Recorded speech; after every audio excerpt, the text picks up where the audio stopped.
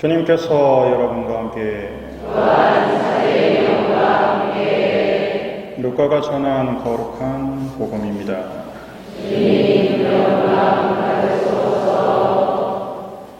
그때 시메온이 성령에 이끌려 성전으로 들어갔다.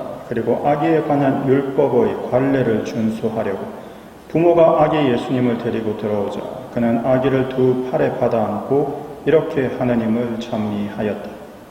주님, 이제야 말씀하신 대로 당신 종을 평화로이 떠나게 해 주셨습니다. 제 눈이 당신의 구원을 본 것입니다. 이는 당신께서 모든 민족들 앞에서 마련하신 것으로 다른 민족들에게는 계시의 빛이며 당신 백성 이스라엘에게는 영광입니다. 아기의 아버지와 어머니는 아기를 두고 하는 이 말에 놀라워하였다. 시메온은 그들을 축복하고 나서 아기 어머니 마리아에게 말하였다. 보십시오. 이 아기는 이스라엘에서 많은 사람을 쓰러지게도 하고 일어나게도 하며 또 반대를 받는 표징이 되도록 정해졌습니다. 그리하여 당신의 영혼이 칼에 꿰 찔리는 가운데 많은 사람의 마음속 생각이 드러날 것입니다. 주님의 말씀입니다.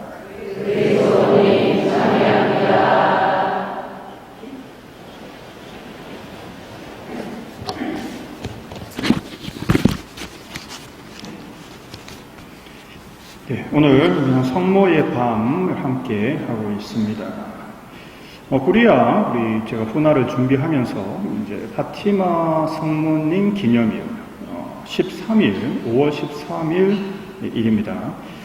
그때 교황님께서 일반 아련 때 이렇게 이제 하신 말씀을 이렇게 훈화로 말씀을 드렸었습니다. 거기에 이제 그 교회 헌장에 나오는 성모님의 마지막 장이 성모님에 대한 부분이고, 그래서 거기 이제 교황님께서 이야기하시면서 우리의 유일한 중개자, 즉 하나님께로 우리를 인도하는 유일한 중개자는 예수님이시지만 그 예수님을 낳으셨고 예수님과 일치를 이루는 데 있어서 가장 중요한 지체이신 분이 성모님이시다, 이런 식으로 설명하셨습니다. 그래서 이걸 어떻게 좀 더 우리가 이미지 또 이해하는 데 좀 도움이 될까라고 생각해서 그때 구리아 때 말씀을 드렸던 것이, 우리가 하나님께로 향하는 길에 있다, 나그네 살이를 하고 있는 우리로서 우리 항상 여정의 길에 있다라는 형태로 많이 설명합니다. 하나님께로 향하는 길에 있는데 그 중에서 하나님께로 가장 잘 우리를 인도하고 유일하게 하나님께로 인도하는 길이 바로 그 고속도로가 예수님이시죠. 그러면 우리는 그 예수님이라는 고속도로를 타야 됩니다. 근데 이렇게 보입니다. 고속도로가 우리 가끔 보면 고속도로가 지나가는 게 보이죠. 근데 보통 고속도로는 약간 고속도로를 만들기 위해서 조금 지대를 높이 해서 이렇게 다져서 만듭니다. 그러니까 들어갈 방법이 없어요. 저기 지나가는데 문제는 저 길을 가면 되는데 그 길로 갈 방법이 없단 말이죠. 그래서 각 나들목이라고 하는 램프들을 만듭니다. 그러니까 울산 나들목, 또 뭐 문현 나들목 이렇게 해서 각 고속도로를 타는 나가고 들어가는 나들목을 만들죠. 자, 그러면 어떤 나들목으로 우리가 들어가야지 그 고속도로를 탈 수 있냐라는 겁니다. 가끔 그런 경험 해보셨을 겁니다. 내비 보고 또는 지도 보고 잘 들어갔는데 이 길이 아니랍니다. 그럼 어떻게 해야 됩니까? 내려야죠. 내려야 되는데 내려집니까? 그러니까 무슨 말인가 하면 우리가 고속도로를 탔어요. 그러면 이제 내려야지 한다고 갑자기 내려지냐고요? 안 되죠. 어떻게 해야 됩니까? 다음 나돌목까지 무조건 가야 되는 상황이죠. 그렇기 때문에 이게 한번 잘못하면 골치 아프죠. 왜냐하면 우리가 한번 잘못하면 내가 갑자기 회개해서 돌려야지 하는 게 아니라 진짠가? 하면서 계속 머뭇하거든요. 그러다 보니까 쭉 갑니다. 계속 잘못된 길을. 그래서 여러분 정확하게 절대 잘못되지 않고 정확하게 예수님이라는 그 고속도로를 타게 해주는 완벽하게 정확하고 검증된 나들목은 누구냐고요? 그게 성모님이시라는 거죠. 따라서 많은 성인들도 성모님이라는 나들목을 타야 된다. 또 본인들도 그걸 탔다라고 증명하면서 계속 성모님이라는 나들목을 타셔야 됩니다. 그게 가장 빠르고 가장 정확하고 실패 없는 길입니다. 라고 설명을 하신다는 거죠. 자, 우리는 지금 왜 교회가 이런 여러 가지 어려움에 처하고 있는가? 저는 봤을 때 이 PC주의가 굉장히 퍼져 있는 겁니다. 정치적 올바름이라고 부르는 이 PC주의라는 용어는 처음에 공산주의에서 생겼습니다. 이게 공산주의가 PC주의를 주장한 게 아니고요. 공산주의자들끼리 어떤 문제를 놓고 토론을 합니다. 자, 이것이 맞느냐, 이것이 맞느냐라고 토론을 합니다.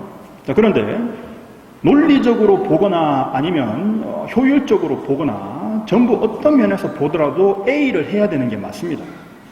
그런데 스탈린이나 아니면 마오쩌둥이 그런 말 했었죠. 예를 들면 참새를 가르치면서 해로운 새다. 그럼 어떻게 해야 됩니까? 다 죽여야죠. 우리의 위대한 지도자께 이렇게 말하면 이러면 안 되지. 그런 식으로 말도 안 되는 짓을 했죠, 실제로. 그래서 수십만 명이 굶어 죽었습니다. 실제로 중국에서. 스탈린은 어땠습니까? 수많은 사람들을 학살했죠. 그때 쓰는 용어가 뭐다? 정치적 올바름입니다. 그러니까 무슨 말인가 하면 논리적이거나 이런 윤리적이거나 다른 면에서 올바른 게 아니고 뭘로? 정치적으로 올바른 선택이다라는 뜻으로 그렇게 썼습니다. 자, 그런데 이걸 이제 점점 그 안에서, 공산주의 안에서만 사용을 하다가 이게 점점 이제 용어가 밖으로 나오기 시작을 했죠. 그러면서 이제 우파 사람들이 이 용어를 배웠습니다. 괜찮은 단어인데 이걸 어디다 써먹을 수 있을까? 라고 생각을 하면서 적당한 데가 있죠. 라고 하면서 누군가 어떤 거를 주장을 했을 때 뭔가 딱히 할 말이 없다. 그러면 올바름, 정치적으로 올바른 거를 찾아야지. 그건 차별하면 안 돼. 이런 식으로 하면서 그걸 차별을 반대하고 인위적으로, 정치적으로 올바름을 추구하는 형태의 용어로 쓰기 시작합니다. 그래서 이 PC주의가 우리나라에서는 그만큼 크게 안 퍼졌습니다. 그런데 유럽하고 미국에서는 굉장히 퍼졌죠. 그러면서 어떤 문제를 낳았는가 하면은 이게 기업들을 공격하기 시작합니다. 그러니까 기업들을 공격하면 어떤 형태가 벌어지나 하면 기업한테 정치적으로 올바른 기업 경영을 하십시오라고 압박을 하는 거죠.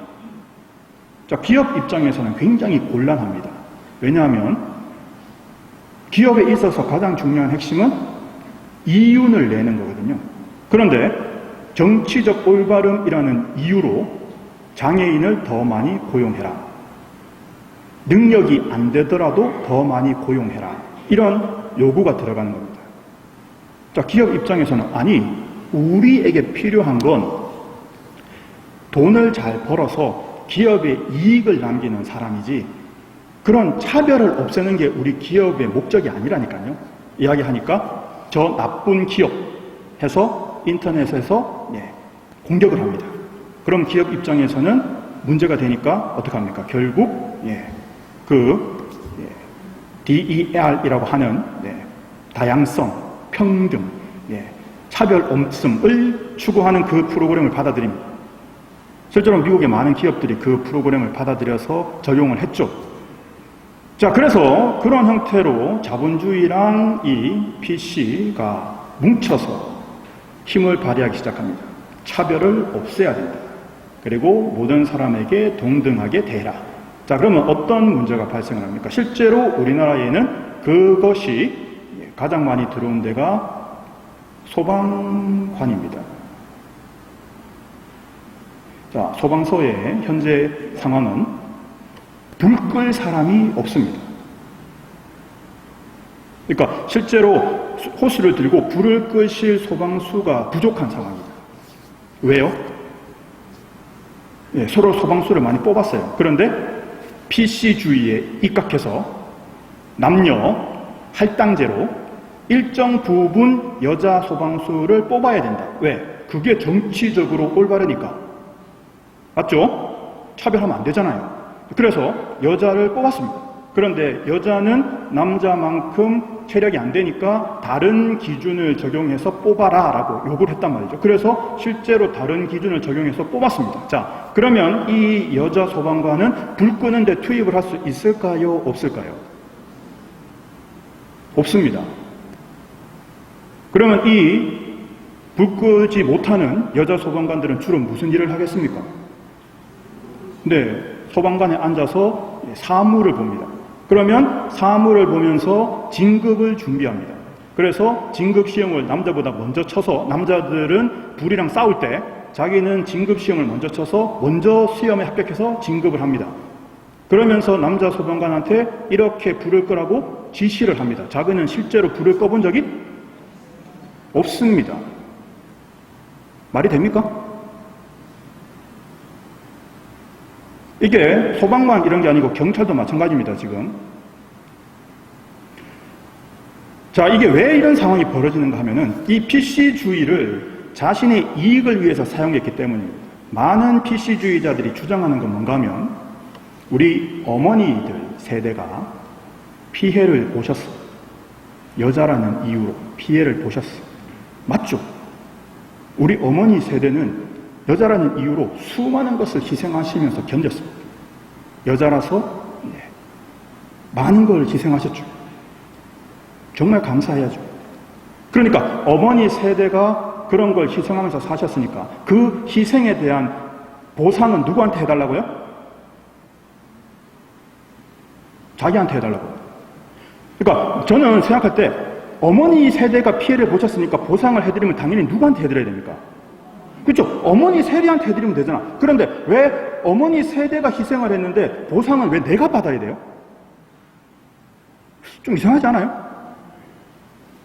자, 제가 왜 그러면 지금 성모님 이야기를 하다가 여기까지 이야기가 됐냐 하면 이게 교회 안에 들어와서 어떤 문제를 일으키는가 하면은 차별을 없애야 되니까 성소수자 결혼식을 허용하라는 요구가 나오는 겁니다. 우리나라에서 많이 그런 요구를 한다 그러면 대부분 신부님들이 웃기고 있네 하겠죠. 그런데 유럽은요. 유럽은 안 그렇습니다. 지금 유럽은 이미 어느 정도 허용을 하는 추세로 변하고 있는 거죠. 왜 그렇습니까? 네. PC주의, 즉 뭐냐면 이게 정치적으로 올바르니까 차별을 하면 안 되지 않습니까, 신부님? 딱히 할 말이 없는 거죠. 왜? 맞는 이야기지 않습니까? 당연히 차별하면 안 되죠. 예를 들면 성소수자가 제가 이렇기 때문에 저 지옥 갑니까? 네, 성경에 있는 내용으로는 지옥 가죠. 예수님께서, 하나님께서 가장 싫어하는 것 중에 하나가 동성인 허용 안 됩니다. 성경에서. 그런데 그걸 허용 안 됩니다 해버리면 어떡합니까? 난리 납니다. 왜요? 성소수자를 차별했다고. 그 신부는 인터넷에 대문짝하게 실리고 온갖 공격 당하는 거죠. 저 차별주의 이 신부라고. 그렇게 되면 어느 신부가 그걸 그렇게 성경 말씀대로 말할 수 있게 됩니까?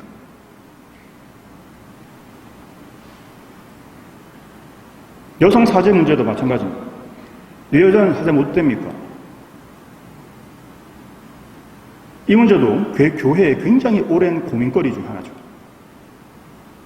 그래서 교회는 지금까지 예수님께서 많은 여자 제자들을 두셨지만 그 여자 제자들을 12사도에는 안 뽑으셨잖아요. 만일 예수님께서 그걸 원하셨다면 하셨겠지. 그러니까 예수님께서 안 한 걸 우리가 교회가 마음대로 할 수 있냐고요. 우리가 정할 수 있으니까 그냥 우리가 정하면 되는 겁니까? 그런 거예요. 그게 아니지 않습니까? 그래서 지금까지 교회는 예수님께서 안 하셨기 때문에 우리가 마음대로 할 수가 없습니다. 그 부분은. 라고 하면서 계속 미뤄왔죠. 그런데 피치주의가 점점 커지면서 이제 더 이상 물러날 데가 없을 만큼 몰리고 있는 상황인 겁니다. 자, 이런 상황에서 우리가 어떻게 자신의 마인드나 어떻게 자신의 기준을 세워야 될 거냐는 겁니다. 심각한 문제입니다, 사실 이거. 그래서 성모의 밤에 제가 이 말씀을 드리는 이유는 뭔가 하면, 우리가 그냥 성모님 하면서 이렇게 하는 게 아니라 진짜 우리 교회가 지금 악과 전면전하고 있는 중입니다. 전투 중이에요. 그냥 대충 언제나 우리가 악의 유혹을 받았죠가 아닙니다. 지금 교회가 교회로서 예수님의 가르침과 예수님의 말씀을 정말 제대로 지킬 수 있을 것인가, 아니면 피치주의의 말 그대로 정치적 올바름이라는 그 명목 하에